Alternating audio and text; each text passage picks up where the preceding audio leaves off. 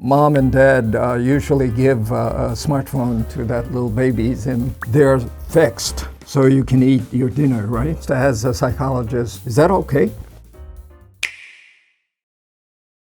Hello, Professor Bloom, how are you? I'm great, how are you doing? I'm doing all right.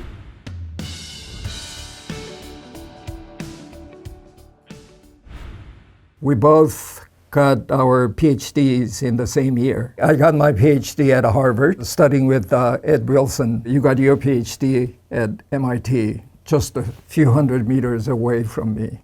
Just as simple as an easy subway ride from your office Right. to my office. In a way, you and I are in different fields, but I guess approach has something in common. I understand that you began as a psychologist of language. You studied language first, and then somehow you moved on to, should I say, evolutionary psychology? Fair assessment? Yeah, I started off, did my doctoral dissertation on how children learn the meanings of words. 10 years later, I wrote a book on that topic, and I did a lot of research on language learning. And then gradually, since then, my interests have diverged in certain ways. I've done a lot of work on morality, our sense of right and wrong, how it emerges in children. You and I might have the same moral views about some things, but differ in other things. I've done a lot on sort of on social understanding, on pleasure. But you're right to say all of it is informed by evolutionary theory, by the idea that we've evolved as a species to think in certain ways and feel in certain ways. I find it true, but also very useful when it comes to sort of understanding how we are right now. It's in a way quite natural for someone like you and myself. When you study social behavior, eventually you will ask the question about whether we're born good or evil. That question is such a central question. And you began asking that question, and then eventually has been writing several books along that line. I guess we talked about Hobbes versus Rousseau, and then on our side, mainly in China, we had several scholars too. Mencius and then Xunji, they both had the very opposite ideas. And then a little later than Mencius and Xunji, there's a philosopher named Gaozi who actually had very different ideas. He said, you know, water, you have hot water and cold water. When you put them together, it all mixed. Salt water and fresh water, when you put them together, it all mixed. You can't really say good or evil in a very dichotomous way. Now, in the West, I guess, the question became whether we are really born with that kind of nature, right? So for instance, the man you and I both know very well, Steven Pinker, has written the book, The Blank Slate. So the real question is whether we're born with whatever the nature we're talking about, right? So that's the main tenet of your book, this book. That is right. One of the answers, and this was defended in Steven Pinker's wonderful work, but I think has a lot of evidence for it, to the question, is there a human nature? Is there something we're born with? And the answer is yes. When babies enter the world, they start with certain aspects of certain desires, certain emotions, certain ways of understanding the world. I don't think it's really as simple as are we born good or are we born evil? I think the answer to that is both. We have selfish desires. We often have cruel desires. But it is true that there's a fundamental core of what you could call goodness in babies. I thought title of your book is very clever. Just Babies. Tell me about it. It might be too clever because many people didn't get it. But at least in English, the word has two meanings. One is just babies, meaning only babies. And some people, like, I have these horrible Amazon 1-star reviews where people said, your book's called Just Babies, but you talk about other things. I'm so disappointed. But there's another sense, just as in good, moral, fair. And in that sense, Just Babies captures the theme of the book, that the idea that some aspects of morality and fairness and justice are wired within us. Then why did you look into babies' minds? In experiments that I've been involved with that were led by my colleagues, Karen Wynn and Kylie Hamlin, we did research where we showed babies, and these could be like 9-month-old babies, different plays, one-act plays. So in one play, for instance, a character would be struggling to get up the hill and another one would gently push it up. In another one, a carrot would be struggling up the hill, and another one would bang it down. And then we'd give these babies the two characters. We show them the good one and the bad one. And when they're old enough to reach, they'll reach for the good one. And in other ways, they tend to prefer those that help over those that get in the way. And these are little signs of some moral understanding early on. I thought studying babies to explore this question is a wonderful idea. But as you said in your book, it's not easy because babies are uncontrollable, somehow overcame the difficulties. And I thought it's part of, you should give a great thanks to your wife, I guess, Karen Wynn, right? You're right, that it's very difficult to test babies. There's all sorts of challenges. One challenge is the obvious one, which is they don't speak. Sorry to bother you.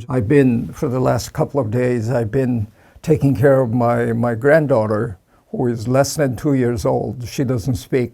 And I had to understand her body language and her squeaking sound and try to understand what she really wants. And so I can understand how difficult that might be. If people who have babies and people who are dealing with babies say, oh my God, I can't believe you do experiments on them. They're so wiggly, they run away. Right. And there's always, and as you mentioned, there are other things we have to worry about. So we don't want to we have to worry that we're getting any results we get are because the mothers or fathers unconsciously cue them. I have to say, studying babies is really a challenging endeavor. But studying babies are really a good way to really ask this particular question, right? I think it's it's not the only way, but I do think it's the best way. But now, the babies you've been studying are all babies in the United States or Canada. What if you have a chance to study babies in Africa, for instance, or Southeast Asia? Do you think something different or something extraordinary you may be able to find? What do you think? It's a good question. The older you get, the more you worry about cultural influences. It might be there's less of a difference in babies because babies they're not exposed to their culture in the same way that older kids are. But there are differences. There are differences in how they're held. There's differences in how they interact with their parents. There's differences in how they're fed and how they sleep. So the answer is absolutely yes. I watched you on YouTube some time ago. You came to Korea to give a talk at Seoul National University, right? But very surprisingly that you said you were against empathy. Tell me about it. It sounds crazy, doesn't it? I wrote a Right. book called Against Empathy. And I'm very interested in how to be a good person and how people can be good to one another, make the right moral choices. And a lot of people think, well, empathy is wonderful. Empathy just makes us better people. But empathy in the sense of putting yourself in another person's shoes, feeling what they feel, has its problems. So what I argue is that empathy has all sorts of problems that make it unreliable from a moral point of view. One of these problems is that empathy is very biased. I argue in my book is that we make better moral decisions. We're more fair when we don't listen to our heart. We don't follow our emotions, but we have a more rational approach. We ask, what would make the world better? Now, I'm not saying we could do morality without emotions. I think you need some push, some motivation. And I think love, compassion is better. So the title of my book was Against Empathy, but the subtitle is The Case for Rational Compassion. And I think rational compassion makes us better people than empathy. So when you watched little babies, are they empathetic? They have a fair amount of empathy, and in some way, that speaks to the problem. I think our natural default is a moral default, but I also think we're very biased. But however it is biased to you, you find this empathy could mean that it is evolutionary product. According to Franz, that empathy might be a product of evolution, at least in mammalian lineage, in a way. So it is very natural. It is very evolutionarily adaptable feature. My colleagues and I have found in babies show up in these other creatures, suggesting that we're not alone in having a moral sense. And I agree with you and with Franz that this has evolved through natural selection. But it's natural doesn't mean it's right. And part of becoming a good person, part of moral development within a society is learning to transcend certain natural biases that we have. In your book, most heavily, you talked about Adam Smith. Why? Adam Smith has to be my favorite philosopher, and are making an argument that selfish individuals under the right circumstances could lead to a society to the benefit of all. And sometimes people think, oh, Adam Smith thinks we're all selfish. But his first book was called A Theory of Moral Sentiments. It's a wonderful, brilliant book. And I think Adam Smith, one of his many contributions was his understanding that emotions and reason both play a powerful role in our moral lives. Now, let me point one thing. I mentioned that you began studying psychology of language and then you moved on to different issues. What do you think about the field of evolutionary psychology? I know you and I both are on the board for Journal Evolutionary Psychology. I began as a sociobiologist, and while I've been studying evolutionary psychology, somehow appeared and I joined. I guess you are more deeply into, you're a psychologist, so very naturally a new area of evolutionary psychology appeared. What do you think about evolutionary psychology in your work? How does it connect to your own work? So, it's such a funny term, evolutionary psychology. I use it. I started off using it. You're using it.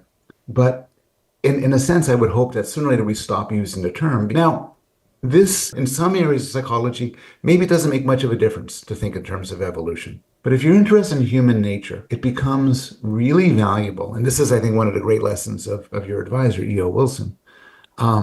Valuable to ask the question. I think this is particularly important if you study, like I do, morality.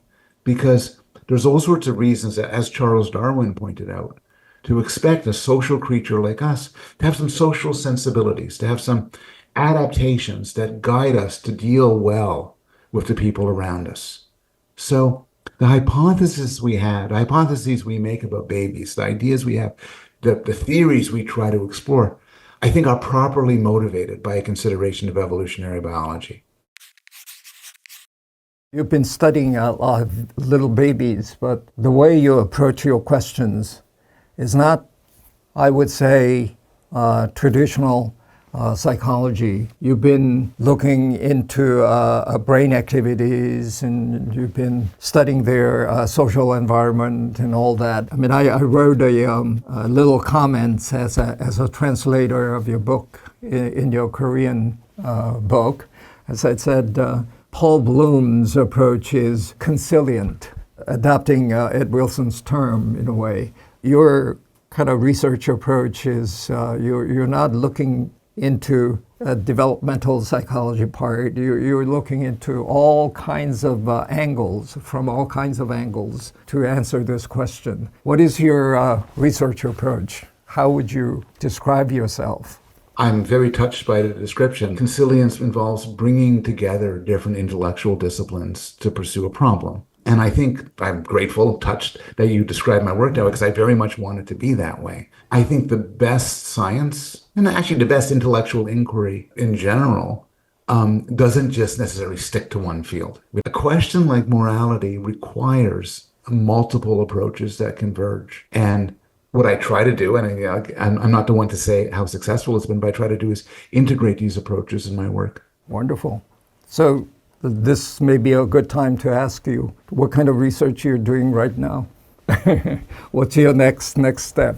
I'm doing some work on children's understanding of fairness, what they think is fair and unfair. These aren't babies, these are older children. I'm also starting to write another book. Well, this book is just beginning, but I'm going to start talking about the idea of utopia, the idea of paradise and perfection, and talk about the question of whether human nature, what you and I have been talking about, is compatible with utopia. Wow, very exciting. I hope so. Thank you. But just this came to my mind in a way while talking to you, since you are a little baby experts in a way. Now, my son tries not to give his smartphone to his daughter, my granddaughter. But you look around and there are babies on tables, and mom and dad usually give a smartphone to that little little babies and they're fixed so you can eat your dinner, right? Now, as a scientist, as a psychologist who's been playing with the little babies, is that okay? We give the exposure to this new machine to very little babies. Is it okay? A lot of Korean parents are concerned. So my honest answer is I don't know. And I don't think anybody fully knows. I mean, to answer the question, is it okay? Sure, it's okay. I have a colleague, Jonathan Haidt, a friend of mine, who wrote a book called The Anxious Generation, where he argues it's very much not okay that smartphones and social media have caused tremendous damage to children. And so I'm worried that these machines have stolen too much of children's childhood. There might be too much of it does have a bad effect.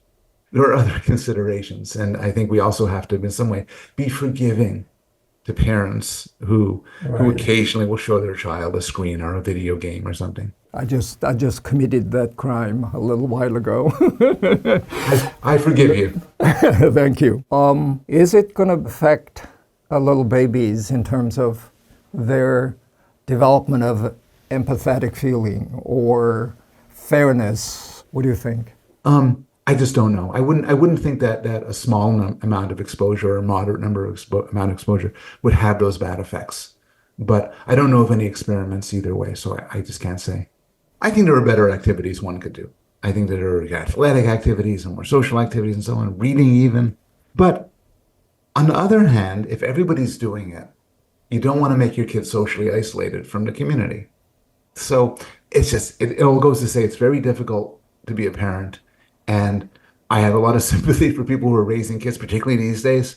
And I think science could tell us something about the long-term effects of different things. But I don't want to be in a position of saying, oh, you should do this or you shouldn't do that. Most kids turn out okay. Right. That's a comfort. Some closing remarks. What kind of messages that you want the readers of your book to take home? I think the science of babies and the science of young children, science of development in general, is super interesting. It's interesting for all of us because we've all been children once. It's particularly interesting to those of us who are parents of children. And that's, I'm not sure how much we have to offer for that, but I think the intellectual excitement of seeing how the young mind works is just so rich and so exciting and accessible to anybody who wants to read the books or read my books or read other books. So that's the attitude I'd recommend. I'd recommend curiosity and excitement and fascination. That's wonderful. Do you have any plan to come back to Korea again? I was telling you, I love the food. I also love the people. If anybody listening wants to invite me to give some talks or whatever, just please do so. I'll spread the word. Korean people, invite Paul Bloom to Korea. Thank you for this great discussion. The questions were wonderful. It was really Thank you very much. Have a great sleep. Good night. 선악의 기원이라는 책 출간에 맞춰서 책의 저자인 예일대학의 폴 블룸 교수와 얘기를 나눴습니다. 어떻게 보면 진작에 서로 만났어도 참 좋은 사람들인데 그런 기회가 별로 없었네요. 근데 이번에 이 책을 계기로 이렇게 만나게 돼서 저는 너무 좋았고요. 만나서 얘기를 해보니까 저희 둘은 연구하는 대상은 조금 다르지만 접근하는 방식은 굉장히 비슷한 사람들이에요. 번역에 참여하기로 제가 결정한 가장 근본적인 이유는 참 잘 쓴 책이에요. 결국은 이 선과 악의 기원에 관한 질문이라는 게 지금도 뭐 결론이 나 있는 그런 질문은 아니잖아요. 철학이나 심리학이나 제가 몸담고 있는 동물행동학 또 사회생물학 그게 거의 뭐 중심에 있는 질문 중에 하나입니다. 그 질문을 폴 블룸 교수는 아주 어린 아기를 관찰하면서 답을 찾을 수 있지 않을까 해서 도전을 한 거고요. 그 연구가 결코 쉽지 않은 걸 거 아니에요. 아기 다뤄본 사람이면 다 아는데 그래서 제가 그런 질문을 좀 드렸고 네, 힘들었다고 한참 이제 토로도 하고 변명도 하고 그러더라고요. 그럼에도 불구하고 놀랍게도 그 어린 아기들도 공정해야 된다 하는 거 그리고 다른 아기들이 겪고 있는 또 어른들의 상황을 이해하고 공감을 느끼는 그런 걸 알고 있다는 게 너무 기가 막힌 발견인 거죠. 저는 또 이런 질문을 했습니다. 선악 감정의 발달과 공감은 어쩌면 떼려야 될 수 없는 굉장히 중요한 두 감정 연결고리가 있는 거라서 공감에 대한 얘기를 또 물었고요. 이분은 사실은 공감에 대한 책을 써서 그 책이 굉장히 화제가 많이 된 책이거든요. 6, 7년 전에 서울대학에 와서 강연도 했었습니다. 그런데 놀랍게도 책의 제목은 공감에 반대한다라는 노였거든요. 지나친 공감, 그리고 우리끼리의 공감, 이런 것들이 어떻게 보면 선악의 기준을 흐리게 할 수 있다는 그런 점을 지적하신 책이기도 하고, 그래서 그런 얘기를 이 책에서는 어떤 식으로 정리를 해내셨는지 그런 거에 대한 대화를 좀 나눴습니다. 많은 분들이 읽으시면 좋을 것 같고요. 단순히 그냥 선과 악이라는 게 뭔지, 선과 악이 어떻게 출발하는지 거기서 그치는 게 아니라 그게 한 인간의 성장 과정에서 어떤 식으로 정착이 되고 그게 결국 행동으로 표현되는지에 대한 통섭적인 접근을 해서 정말 탄탄한 책입니다. 번역하면서 이게 정말 깔끔하게 잘 쓴 책이구나 하는 걸 아주 뼈저리게 느끼면서 즐겁게 번역했습니다. 저자와 제가 직접 나눈 이 대화가 책을 이해하는 데 도움이 됐으면 합니다. 오늘도 즐거웠습니다. 구독, 좋아요. I love you. 생각해보니까 아까 폴 블룸 교수랑 할 때 할 걸 했으면 빵 터졌을 텐데. 빵 터질 뻔했어.